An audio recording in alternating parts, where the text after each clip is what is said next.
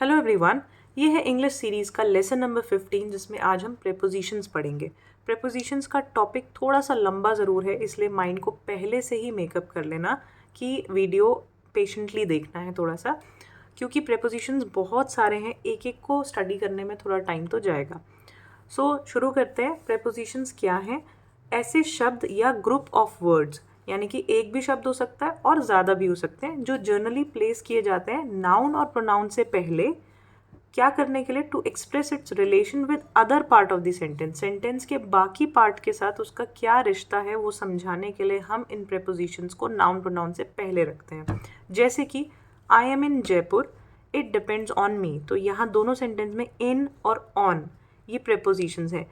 मैं जयपुर में हूँ, ये आप पर डिपेंड करता है, तो में, पर, से, के लिए, इस तरह के हिंदी के जो छोटे छोटे शब्द होते हैं ये सब इंग्लिश में in, on, at, by, for, since, इन सब से रिप्रेजेंट किए जाते हैं। तो यही सब है प्रीपोजिशन। ठीक है, अब एक एक करके हम फर्स्ट वर्ड से शुरू करते हैं। पहला है फ्रॉम। फ्रॉम का मतलब हिंदी में है से। तो अगर कभी भी आपको किसी जगह से कुछ करना है, मैं दिल्ली से आया हूँ, तो आप फ्रॉम लगाओगे। जैसे I came from Delhi, right, from. किसी पॉइंट ऑफ टाइम की बात करनी है, जैसे कि I will start from Monday, तो मैं कब से शुरू करूँगा, पॉइंट ऑफ टाइम क्या है, स्टार्टिंग पॉइंट ऑफ टाइम। ठीक है, तब हम फ्रॉम लगाएंगे। इसके अलावा जब हमें ये बताना है कि ये चीज़, कोई स्पेसिफिक चीज़ कहाँ से ली गई है, सोर्स क्या है, कहाँ से आई है, ठीक है, तो उस केस में भी हम फ्रॉम यूज़ करते हैं। जैसे I took it from a book. जैसे मान लो कोई आर्टिकल है, कोई लाइंस है, मैं उनके बारे में बोलना चाहती हूँ, मैं बोल रही हूँ मैंने ये लाइन जो है एक बुक से ली है, तो सोर्स क्या है, वो बुक है, तो मैं फ्रॉम का यूज़ करूँगी। ठीक है, आगे बढ़ते हैं। ऑफ, ओ डबल एफ वाला ऑफ, इसका मतलब भी से होता है, लेकिन ये हमेशा तब यूज़ होता है, ध्यान से सुनना, जब कोई ऑब्जेक्ट किसी सरफेस से अलग हो रहा हो। जैसे कि आप कार से उतरते हो या बस से उतरते हो, तो आप बोलते हो गेट ऑफ, राइट। तो get off the car, get off the bus, क्योंकि आप बस के सरफेस से अलग हो रहे हो, आपकी बॉडी उस सरफेस से जुदा हो रही है, राइट। इसी तरह monkey jumped of the tree, monkey पेड़ से कूद जाता है तो उसको जंपिंग ऑफ कहते हैं, ओ डबल एफ वाला। क्यों? क्योंकि पेड़ की सरफेस से मंकी अलग हो गया है। कोई भी चीज़ एक दूसरे से अलग हो रही है, उसमें ऑफ लगाया जाता है। इसी तरह move the glass of the table, अगर किसी को ग्लास हटाने को बोला जा रहा है, टेबल से ग्लास हटाओ यानी रिमूव करो, तो इस सरफेस से, टेबल की सरफेस से ग्लास को हटाओ, सो ऑफ यूज़ करेंगे। आगे बढ़ते हैं। नेक्स्ट है हमारा सिंस। सिंस का मतलब भी से होता है, लेकिन सबका अलग अलग यूज़ करने का तरीका है। जैसे सिंस कब यूज़ होगा? जब आपको पॉइंट ऑफ टाइम मेंशन किया गया हो, यानी किसी चीज़ की स्टार्टिंग कब है, स्टार्टिंग का टाइम मेंशन किया हो। जैसे मैं 2 बजे से कोई काम कर रहा हूँ, तो I am doing this work since 2 AM, right. 2 o'clock 2 बजे से कर रहे हैं, या 1920 से, या 2010 से, 2020 से, तो सिंस आप इन सब केस में लगाओगे। जब 2 o'clock बोलना हो, कोई सन, कोई डे बताना हो, कि since Monday, since Tuesday, since morning, since childhood, बचपन से कर रहे हैं, तो ये पॉइंट ऑफ टाइम है कि कब से वो काम चल रहा है, राइट। सिंस बर्थ, बचपन से, जब से जन्म हुआ है तब से, राइट। अब आते हैं फॉर पे। फॉर फिर से इसका मतलब है से, लेकिन इसमें और सिंस में क्या डिफरेंस है? फॉर जो है ड्यूरेशन ऑफ टाइम के लिए लगाया जाता है, ड्यूरेशन ऑफ टाइम, ये था पॉइंट ऑफ टाइम, यानी अगर आपको स्टार्टिंग पॉइंट पता है टाइम का तो आप सिंस लगाओगे। लेकिन अगर आपको ये पता है कि कितनी देर वो काम चला है, 2 घंटे, 2 दिन, 2 रात, 10 महीने, कितने दिन चला है, तो आप फॉर लगाओगे। जैसे for 2 hours, for 10 days, I worked for 9 months, ठीक है। बहुत टाइम से तो फॉर अ लॉन्ग, बहुत कम टाइम से तो फॉर अ वाइल, इस तरह से जब आपको ड्यूरेशन पता है। इसके अलावा फॉर का एक और यूज़ है, जैसे कि अगर आपको पर्पस पता हो कि ये किस लिए हुआ है, ठीक है, कोई चीज़ किस लिए की गई है। जैसे I came here just for you, मैं सिर्फ यहाँ पे आया हूँ तो तुम्हारे लिए। सो फॉर यहाँ पे किसके लिए आए हो? For you. अगर कोई चीज़ किसी के बदले एक्सचेंज की गई है तो भी हम फॉर लगाते हैं। जैसे कि I bought a car for 10 lakh rupees, तो मैं 10 लाख के बदले कार लेकर आई हूँ, तो मैंने एक्सचेंज किया है, पैसे के बदले कोई सामान लिया है, तो फॉर 10 लाख रुपीज़ फॉर लिखेंगे हम यहाँ पे। नेक्स्ट आते हैं इन में। इन का मतलब होता है मे, ठीक है। अब कब कब यूज़ होता है, इन 2-3 जगह पे यूज़ होता है। जैसे जब हमें टाइम बताना है, कब किस मंथ के अंदर कोई चीज़ हो जाएगी, किस ईयर के अंदर कुछ होगा, ठीक है, टाइम के साथ। जैसे इन जनवरी, इन 2015, इन जून, इन एन आवर, 1 घंटे के अंदर, इन समर्स, गर्मियों में, सर्दियों में, इन द इवनिंग, इवनिंग में, ठीक है। या कुछ बड़े जगहों के नाम अगर आपको लेने हैं तो आप इन लगाओगे। जैसे आई लिव इन दिल्ली, तो दिल्ली बड़ी जगह है, पेरिस बड़ी जगह है, अमेरिका, कुछ भी ऐसा बोल रहे हो जो बड़ी बड़ी जगहें हैं, उनमें आप इन लगाते हो। In Delhi, in India, in Paris, इस तरह से। इन सम ऑब्जेक्ट्स, कुछ ऑब्जेक्ट्स में भी इन लगता है। जैसे in the book, in the bag, जिसमें आपको किसी चीज़ के अंदर कुछ दिखाना है, तो in the book, in the bag, right. इसी तरह इन टू और इन में क्या अंतर है, दोनों का यूसेज जो है वो मे के लिए ही यूज़ होता है, यानी इसके अंदर, ठीक है। लेकिन दोनों में क्या अंतर है, इनटू तब यूज़ होता है जब कोई चीज़ मूवमेंट में हो, यानी मूविंग हो, चलती हुई हो। जैसे pour the water into the glass, pour मतलब उड़ेलना या डालना, ग्लास में पानी डाल दो, तो pour the water in the glass नहीं बोलेंगे हम यहाँ पे। क्यों? क्योंकि पानी को कंटिन्यूसली मोशन में, मूवमेंट, पानी की जो मूवमेंट होती है कंटिन्यूसली, वो उसमें डल रहा होता है, तो इसलिए यहाँ पे हम इनटू यूज़ करेंगे। इसी तरह monkey jumped into the river, monkey जो है रिवर में जंप कर गया, तो जंप करने में उसका मोशन है, यानी मूवमेंट है वहाँ पे, तो इनटू यूज़ करेंगे। तो जहाँ पे भी कोई चीज़ मूविंग है, इनटू यूज़ करना है। जो स्टेबल है, स्थिर है, एक ही जगह पर है, वहाँ इन यूज़ करते हैं। जैसे the keys are in the bag, चाबियाँ बैग के अंदर हैं, मूव नहीं कर रही हैं वो, तो इन द बैग, ठीक है। इस तरह से आगे बढ़ते हैं। बिफोर, बिफोर का मतलब है पहले, बहुत ही ईजी है। कोई किसी टाइम से पहले हुआ है, जैसे the bus will reach before time, अपने टाइम से पहले आ गई है। इसके अलावा बिफोर यूज़ तब भी होता है जब हमें किसी के पोजीशन बतानी है, किसी के सामने कोई खड़ा है, he is standing before you, मतलब तुम्हारे जस्ट सामने कोई खड़ा है, तो बिफोर उस लिए भी यूज़ किया जाता है। फिर आफ्टर आता है बाद में, आफ्टर का मतलब है बाद में या किसी के पीछे पड़ जाना, दो तरह से यूज़ होता है। बाद में तो ईजी है, I will meet you after 9, मैं 9 बजे के बाद तुम्हें मिलूंगी। इसके अलावा जब पीछे पड़ जाने के लिए कैसे यूज़ करोगे, he was after that girl, उस लड़की के पीछे ही पड़ गया, तो आफ्टर वहाँ पे भी यूज़ होता है, किसी के पीछे पड़ जाना। इसके बाद आता है बाय, बाय मतलब होता है के द्वारा। बाय के भी बहुत सारे यूज़ हैं, लेकिन पहला यूज़ है के द्वारा, इसके थ्रू कोई काम किया गया। जैसे I was forced by someone, मुझे किसी के द्वारा मेरे साथ ज़बरदस्ती की गई, राइट। तो नेक्स्ट यूसेज है से, यानी आप किसी ऑब्जेक्ट से कोई काम कर रहे हो, उसके थ्रू कोई काम कर रहे हो। जैसे आई ट्रैवल बाय कार, मैं कार के द्वारा ट्रैवल कर रही हूँ या कार से ट्रैवल कर रही हूँ। ऐसे आई ट्रैवल बाय फुट, पैरों से ट्रैवल कर रहे हो तो बाय फुट। इसी तरह तक, यानी कि जैसे इतने बजे तक, जैसे मुझे टाइम बोलना है, इतने बजे तक ये काम हो जाएगा, तो आई लीव बाय 7, मैं 7 बजे तक निकल जाऊँगी, तो बाय वहाँ पे यूज़ करेंगे। इसके अलावा अगर मुझे बोलना है इस चीज़ के बगल में, यानी साथ में ही, जस्ट साइड में, सो मैं ये भी बोल सकती हूँ ही वॉज स्टैंडिंग बाय यू, वो आपके बगल में ही खड़ा था या खड़ा है, जो भी है, तो ही वॉज स्टैंडिंग बाय यू। आगे नेक्स्ट है आपका विद, विद मतलब होता है इसके साथ। जैसे आई एम विद यू, मैं तुम्हारे साथ हूँ, ठीक है, तो साथ दिखाने के लिए विद यूज़ किया जाता है। इसके अलावा विद का ये भी यूज़ है कि आप किसके द्वारा किसी चीज़ को कर रहे हो, तब भी आप यूज़ करते हो। जैसे कि he is writing with a pen, मैं एक पेन से लिख रही हूँ, ठीक है, तो यहाँ पे आप विद लगाओगे, मतलब किसी चीज़ को, किसी काम को किसी चीज़ के थ्रू कर रहे हो, तो he is writing with a pen, तो विद यहाँ आएगा। इसके अलावा एट दिखाता है समय, जैसे कि आई विल रीच एट 10, मैं 10 बजे पहुँच जाऊँगी, मैं 5 बजे पहुँच जाऊँगी, मुझे एग्जैक्ट टाइम बताना है, समय बताना है, तो मैं एट यूज़ करूँगी। इसी तरह एट का मतलब में और पर में भी यूज़ होता है, लेकिन यहाँ पे आपको क्या देखना है, ये स्मॉल प्लेसेस के लिए लगाया जाता है, स्पेसिफिक प्लेसेस के लिए। इन जो था वो बड़ी बड़ी जगहों के लिए, इन दिल्ली, लेकिन दिल्ली में अगर कोई होटल है तो मैं बोलूँगी at a hotel, I stay at a hotel, मैं होटल में रुकी हूँ, ठीक है। I work at a store in Delhi. तो ये मान लो यहाँ पे दिल्ली में कोई स्टोर है, तो दिल्ली एक बड़ी जगह है तो उसके लिए इन आएगा। उससे छोटी जगह जो है स्टोर है उसके अंदर, तो एट स्टोर के साथ लगेगा। ठीक है, सो एट छोटी जगहों के लिए, इन बड़ी जगहों के लिए। इसके अलावा किसी चीज़ की कॉस्ट बताना है, तो जैसे प्याज जो है वो 100 रुपये किलो मिल रहे हैं, तो अनियंस आर सेलिंग एट ₹100 पर kg। ठीक है, नाइट और नून के साथ भी आप एट लगाते हो, we'll study at night, we'll study at noon, right, ये ध्यान रखना। इसके अलावा कोई फेस्टिवल है, इवेंट है, उसके साथ भी आप एट लगाते हो। He will come at Diwali, on Diwali नहीं होता है, he will come at Diwali, he will come at Holi.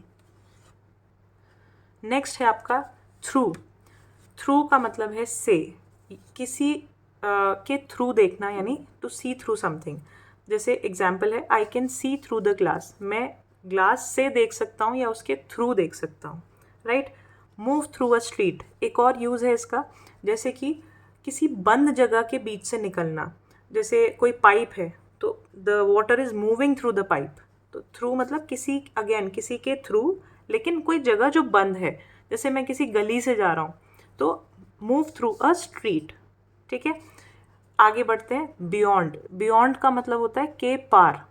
ठीक है, अब जैसे आप किसी को कुछ दिखा रहे हो, जैसे किसी को कोई मंदिर है बहुत दूर, वो दिख नहीं रहा है, तो वो बोल सकता है the temple is beyond my site, मेरी जो साइट है यानी मेरी जो दृष्टि है उससे दूर, उसके पार है, मतलब दिख नहीं रहा है, राइट। जिसे छुआ और देखा ना जा सके, यानी बियॉन्ड तब यूज़ होता है जब कोई चीज़ है जिसको हम टच नहीं कर सकते, ना उसको देख पा रहे हैं, बट उसकी बात करें, एब्स्ट्रैक्ट फॉर्म में है। एब्स्ट्रैक्ट फॉर्म समझते हो, जो देखा छुआ ना जा सके, बस फील हो सके। जैसे there is nothing beyond love, प्यार के पार कुछ भी नहीं है, ठीक है, उससे ऊपर कुछ भी नहीं है, तो बियॉन्ड लव। यहाँ पे बियॉन्ड का यूज़ ये भी है। आगे बढ़ते हैं। वाया, वाया मतलब यूज़ होता है, ये बहुत सुना होगा आपने एयरपोर्ट्स पे, ट्रेन्स में, ये इसके इस मतलब ये फ़्लाइट वाया दिस जाएगी, इस जगह से इस जगह के थ्रू जाएगी, तो वाया यूज़ होता है किस रास्ते से जाएगी वो बताने के लिए। ठीक है, जैसे send a picture via Bluetooth, तो पिक्चर भेजो किस रास्ते से, किसके द्वारा, ब्लूटूथ के द्वारा। The train will go to Delhi via Kanpur, तो ट्रेन जो है दिल्ली जाएगी, लेकिन वाया कहाँ से, किस रास्ते से, कानपुर के रास्ते से। ठीक, आगे बढ़ते हैं। ऑपोजिट, ऑपोजिट बहुत ही इजी है, उल्टा, या किसी चीज़ के, इसका दूसरा यूज़ है किसी के ठीक सामने हो या उल्टी तरफ हो। जैसे ऑपोजिट साइड्स ऑफ रेक्टेंगल, हम मैथ्स में पढ़ते हैं ऑपोजिट ऑपोजिट, तो बिल्कुल जस्ट आमने सामने। तो उल्टा में कैसे यूज़ करोगे, Ram does opposite what you से, राम जो आप कहते हो उसका उल्टा करता है। ठीक है, तो जो बात है उसका जस्ट ऑपोजिट।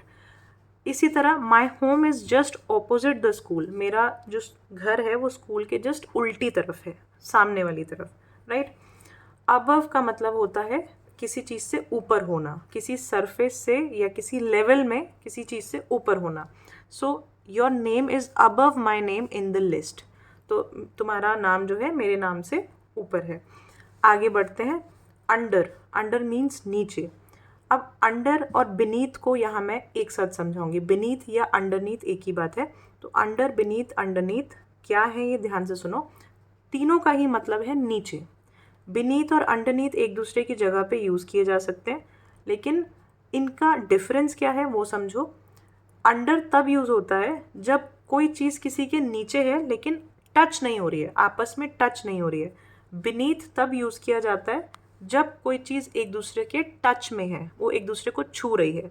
जैसे अगर एक टेबल है, टेबल के नीचे बिल्ली बैठी है, ठीक है, बिल्ली बैठी है, तो इस को मैं बोलूँगी the cat is under the table. ठीक है, नीचे है तो अंडर द टेबल।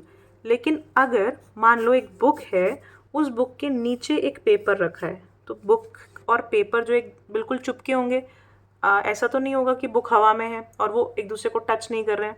तो बुक और पेपर एक दूसरे को अगर टच कर रहे हैं तो मैं यहाँ पे बोलूँगी द पेपर इज़ अंडरनीथ या बीनीथ द बुक। ठीक है, क्योंकि वो एक दूसरे को छू रहे हैं, यहाँ पे वो दोनों एक दूसरे को छू नहीं रहे थे। सो इसी तरह एक और एग्जाम्पल, जैसे I am under the bed, कोई बेड के नीचे है तो बेड को चिपक के थोड़ी ना, टच करके थोड़ी नीचे रहेगा, दूर रहेंगे दोनों। तो I am under the bed, वहाँ पे यूज़ होगा अंडर। और the paper is beneath the book, ये बीनीथ कब यूज़ होगा? तब दोनों दो चीज़ें एक दूसरे को टच कर रही हैं, राइट। आगे बढ़ते हैं। नेक्स्ट वर्ड है आपका बिलो। बिलो का मतलब भी नीचे है, लेकिन अगेन जैसे अबव था, किसी लेवल में ऊपर होना अबव है, किसी लेवल में नीचे होना बिलो है। जैसे my name is below your name in the list. List में जो रैंक है, ये रैंकिंग या पोजीशन में भी यूज़ किया जाता है कि मेरा नाम जो है तुम्हारे नाम से नीचे है, बिलो है, राइट। इसके अलावा आता है डाउन। डाउन फिर से नीचे है, लेकिन यहाँ पे क्या दिखाने के लिए? किसी चीज़ की डाउनवर्ड मूवमेंट दिखाने के लिए, नीचे की तरफ जाना, राइट।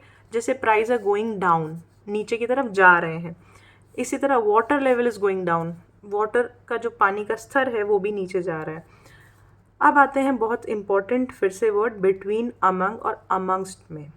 इन तीनों में बच्चों को बहुत कन्फ्यूजन होती है। क्या है? देखो, बिटवीन तब यूज़ होता है जब हम, तीनों का मतलब है बीच में, ठीक है, लेकिन किसके बीच में, उसके हिसाब से वर्ड चेंज होगा।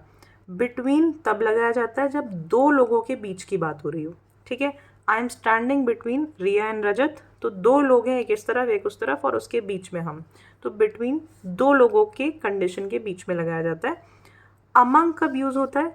जब दो से ज़्यादा लोग हैं, लेकिन कितने हैं वो भी गिवन है। ध्यान से समझना, जब दो से ज़्यादा लोग हैं और कितने हैं वो इन्फॉर्मेशन भी गिवन है, तब आप अमंग लगाओगे।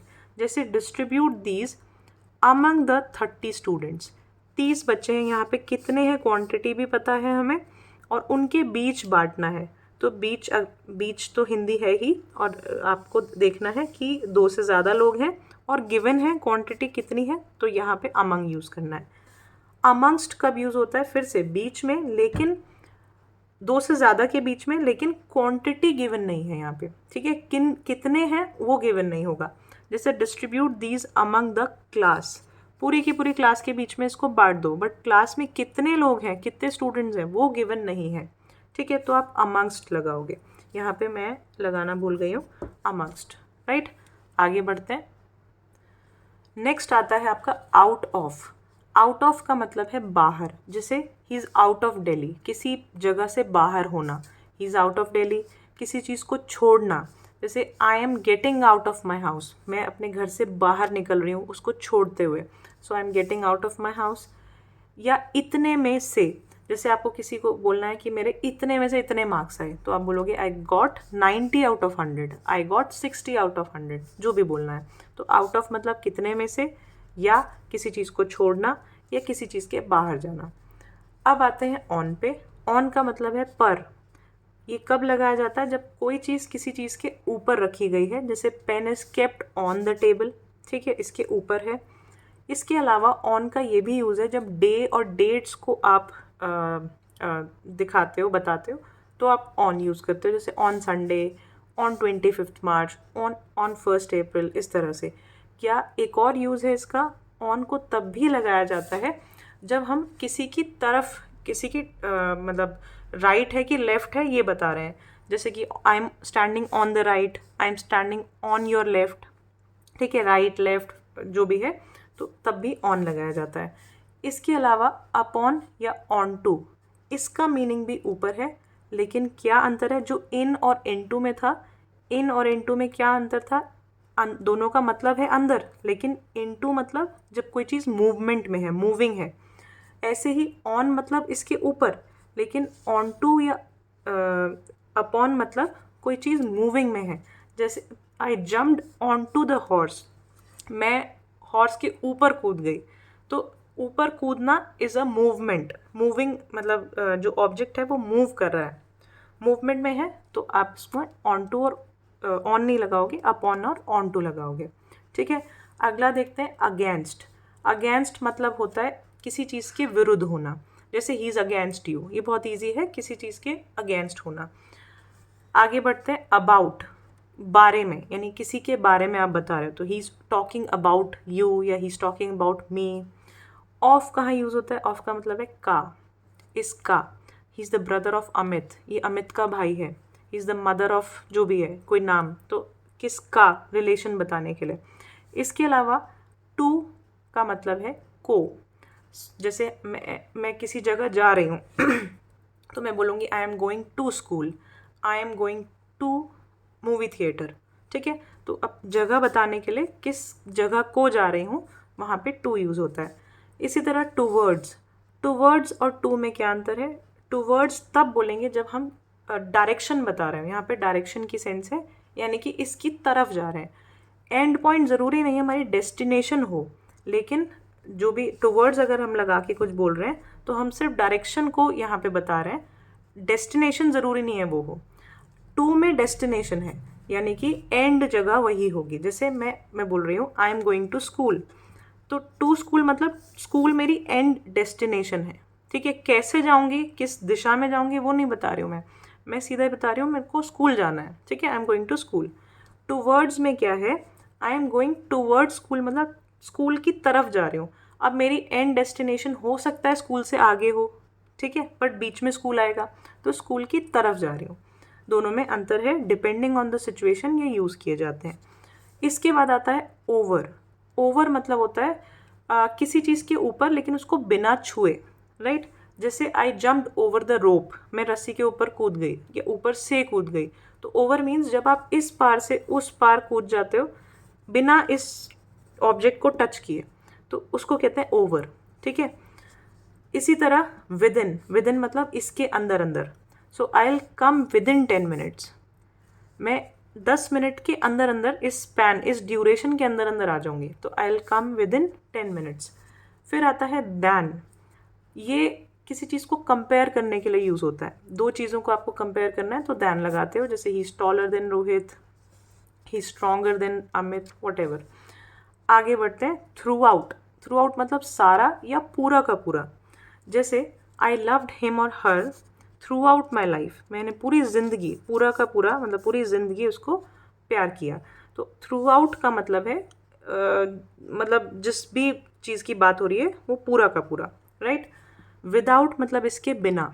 सो I am nothing without you, मैं तुम्हारे बिना कुछ भी नहीं हूँ। I am nothing without you, तो विदाउट मतलब इसके बिना। बहुत ईजी हैं ये वर्ड्स। अप मतलब ऊपर, किसी चीज़ के ऊपर। प्राइजेस किसी चीज़ का बढ़ना के लिए भी हम अप लगाते हैं, जैसे the prices are rising, price बढ़ रहे हैं, ऊपर जा रहे हैं। ठीक है, अपवर्ड्स, अगेन अप और अपवर्ड्स में क्या अंतर है? अपवर्ड्स में डायरेक्शन सेंस है, किसकी तरफ जा रहे हैं। ही थ्रू द पेपर अपवर्ड्स, उसने ऊपर की तरफ न्यूज़पेपर फेंका या पेपर फेंका। ठीक है, तो यहाँ डायरेक्शन सेंस है और ये है कि बस ऊपर जा रहे हैं, राइज हो रहे हैं। डाउनवर्ड्स फिर से नीचे की तरफ, लेकिन डायरेक्शन है। ही थ्रू द स्टोन्स डाउनवर्ड्स, उसने नीचे की तरफ पत्थर फेंके। नेक्स्ट देखते हैं अगो। अगो मीन्स पहले। जैसे मैंने कितने साल पहले कुछ काम किया था वो बताना है तो अगो यूज़ करेंगे। I completed my graduation 5 years ago। ठीक है, तो अगो मीन्स पहले। इनसाइड मतलब होता है अंदर, very easy. He is inside, I am outside. So वो अंदर है और मैं बाहर हूँ, सिंपल। लेकिन इनसाइड और इन में क्या अंतर है? इनसाइड कब यूज़ होगा? जब कोई आप किसी एनक्लोज्ड स्ट्रक्चर के अंदर हो, यानी कि कोई बंद जगह है उसके अंदर हो। रूम के अंदर तो आप इनसाइड यूज़ कर सकते हो, ठीक है। घर के अंदर तो आप इनसाइड यूज़ कर सकते हो क्योंकि बंद स्ट्रक्चर है, राइट। आउटसाइड बाहर, अगेन बाहर मतलब ओपन जगह में हो, तो आई am standing outside the house. Next आता है नेक्स्ट टू, एडजेसेंट, बिसाइड या बाय। ये चारों एक दूसरे की जगह पे यूज़ हो सकते हैं। चारों का मतलब है बगल में, जस्ट साइड में, बगल में, right. He was standing next to me, he was standing adjacent me, he was standing besides me, सब सेम है, राइट।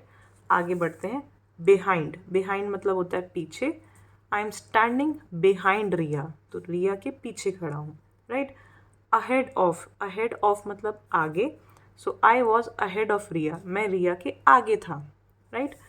एक्सेप्ट मतलब इसको छोड़कर या इसके अलावा, ठीक है। जिस भी चीज़ की बात हो रही है उसको कहा जाए कि इसको छोड़कर बाकी सब इंक्लूड करना है, तो एक्सेप्ट वहाँ पे यूज़ होता है। जैसे I go to dance class every day except Sunday, मैं डांस क्लास डेली जाता हूँ, हर दिन जाता हूँ, सिर्फ संडे को छोड़ के, तो एक्सेप्ट यूज़ होगा इसको छोड़कर। I can scold anyone except you, मैं सब पे गुस्सा कर सकता हूँ सिवाय तुम्हें छोड़ के, एक्सेप्ट यू, राइट। उसके बाद आता है बिसाइड्स। बिसाइड्स मतलब होता है इसके अतिरिक्त या इसके अलावा। So do you want anything else beside this? क्या तुम्हें इसके अलावा और कुछ भी चाहिए? ठीक, इसके अलावा। नेक्स्ट आता है ड्यूरिंग, के दौरान, इसके दौरान यानी ड्यूरिंग दिस टाइम। तो I will have lunch during the break, मैं खाना खाऊंगा ब्रेक के दौरान, राइट। टिल या अनटिल, इन दोनों का मतलब होता है तक, यानी इस टाइम तक। ये हम डे और टाइम के लिए यूज़ करते हैं। जैसे आई विल वर्क टिल 10, मैं 10 बजे तक काम करूँगा। I will stay till Wednesday, मैं वेडनेसडे तक रुकूंगा। ठीक है, तो तक। इसी तरह अप टू का मतलब भी तक है, लेकिन ये डिस्टेंस, प्लेस और एज के लिए है। ठीक है, और अनटिल और टिल टाइम और डे के लिए लगता है। ये आपको लगेगा कि इतने सारे रूल्स हैं, कैसे याद रहेंगे, बट जब यूज़ करोगे ना सब याद रहने लगेगा। ये दिखने में ज़्यादा है बट प्रैक्टिस हो जाती है तो कुछ भी नहीं है ये। जैसे आप हिंदी, जो भी आपकी मदर टंग है, जैसे आप हिंदी में सोच के नहीं बोलते हो, अब आपको आती है तो बस वो आती है। तो जब आप यूज़ में लाते हो चीज़ों को, ऐसे ही इंग्लिश के साथ हो जाता है। जिसको आती है उसको फिर सोचना नहीं पड़ता, उसको बस आती है, भाषा है, लैंग्वेज है, आ जाती है। आगे बढ़ते हैं। अप टू कब यूज़ होता है? डिस्टेंस, प्लेस और एज के लिए। इसका मतलब है तक। जैसे कि I went up to Kanyakumari, मैं कन्याकुमारी तक गया हूँ। एक डिस्टेंस बता रहा है कहाँ तक गया है। I ran up to 10 kilometres, again ठीक है, जगह, distance. I did not have phone until 18, age बता रहा है कि मैं अप टू 18, मेरे पास 18 तक फ़ोन नहीं था। ठीक है, तो I did not have phone up to 18, 18 साल की उम्र तक, एज बता रहा है तो वहाँ पे अप टू आएगा। आगे बढ़ते हैं। अराउंड, अराउंड क्या होता है? जैसे हर तरफ से घिरा हुआ, उसको अराउंड कहते हैं। जैसे the earth revolves around the sun, sun के चारों तरफ अर्थ घूमती है, तो इसीलिए हम अराउंड वर्ड का यूज़ करते हैं। ठीक है। अलोंग, अलोंग मतलब होता है साथ में, किसी चीज़ के साथ में। तो I will go along with you, I will come along with you, इस तुम्हारे साथ। ठीक है। अक्रॉस होता है के पार, इसके पार। जैसे यूज़ कर रहे हैं हम लोग, he is standing across the river, वो नदी के उस पार खड़ा है। तो किसी चीज़ के जस्ट पार की बात करनी हो तो अक्रॉस यूज़ करोगे। ठीक है। आई होप आपको ये प्रेपोजिशंस जो है समझ आए होंगे।